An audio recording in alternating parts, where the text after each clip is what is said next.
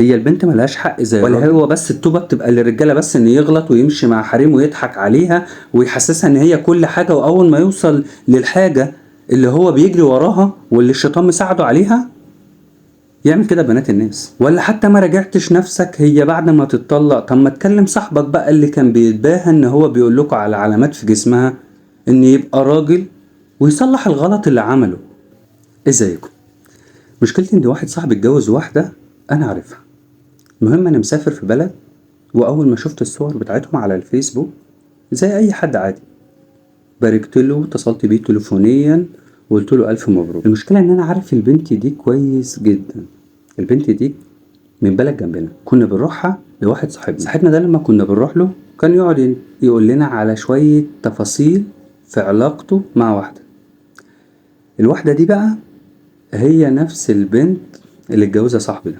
انا زعلان عليه جدا من كتر ما كان الولد ده بيقعد يحكي لنا على تفاصيل كنا بنستغرب عليه. يا ابني انت ايه الدنيا؟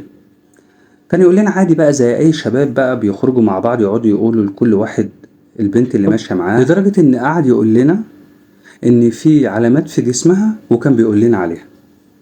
المهم قعدوا فتره مع بعض وسابوا بعض. البنت دي بقى سابته ومشت.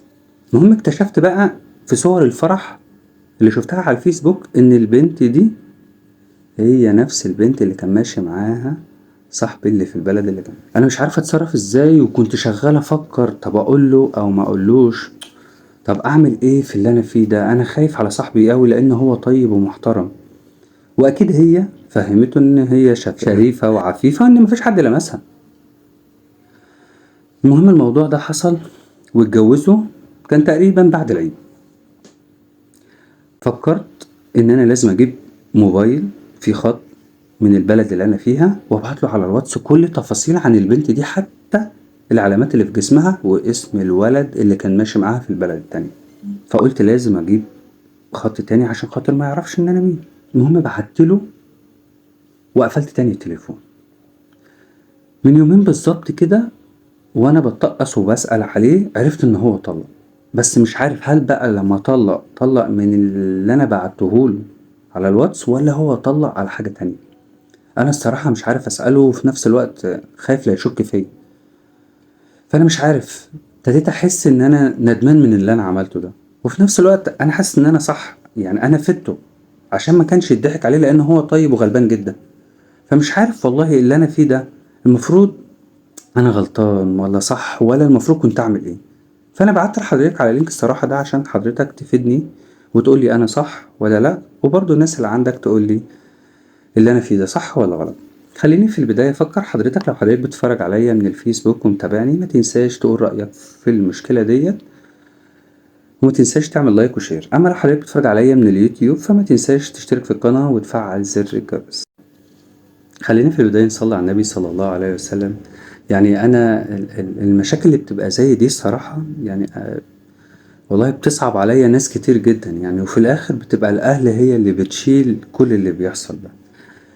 هو اللي انا عايز اوصله لك يعني انت كان من المفروض زي ما انت كنت زعلان على صاحبك الطيب المؤدب المحترم، كان برضو ممكن تفكر ولو حتى لو دقيقة واحدة ان ممكن تكون هي تابت ورجعت لربنا.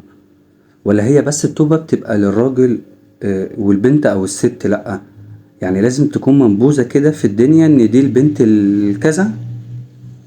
كنت تفكر يعني ادي نفسك بس حتى فرصة بسيطة، اتأكد ان هي تابت وبقت كويسة وان انت سترت عليها عشان خاطر ربنا يستر عليك. ولا حتى ما راجعتش نفسك هي بعد ما تتطلق؟ طب ما تكلم صاحبك بقى اللي كان بيتباهى ان هو بيقول لكم على علامات في جسمها ان يبقى راجل ويصلح الغلط اللي عمله. ممكن تكون كانت بتحبه وكان هو بيضحك عليها وكان حاجات كتير جدا طبعا، مش يعني كان من المفروض ان انت اكتر واحد تبقى عارفها. ذنبها ايه دي يعني؟ ليه تشين نفسك ذنب بالحاجة اصلا انت مش قدها؟ يعني لا حول ولا قوة. ممكن يكون يعني ابسط الامور خالص، ممكن يا سيدي هو يكون عارف وقال خلاص عشان هي من بلد تانية يستر عليها. ما تعرفش، انت كده عملت كارثة. وخليني اقولك على حاجة، يعني هو اكيد مش هيبقى غبي قوي ان يجيله رقم من دولة تانية ليه واحد صاحبه بس فيها. اكيد يعني خلينا نقول ان هو ذكاؤه محدود على الاخر. مفيش حد هيكون من دولة تانية هيبعت له تفاصيل مراته اللي هي كانت مع واحد صاحبه. ليه تدخل نفسك في ده؟ ليه يعني؟ هي البنت ملهاش حق زي الراجل؟ ولا هو بس الطوبة بتبقى للرجالة بس ان يغلط ويمشي مع حريم ويضحك عليها ويحسسها ان هي كل حاجة، واول ما يوصل للحاجة اللي هو بيجري وراها واللي الشيطان مساعده عليها يعمل كده ببنات الناس؟ كان نفسي اساعدك، كان نفسي اقولك على حاجة ان انت تعملها، ولكن كل اللي انا هقدر اقوله لك ان انت تستغفر ربنا بقى، تستغفر ربنا عن الذنب اللي انت شلته ده.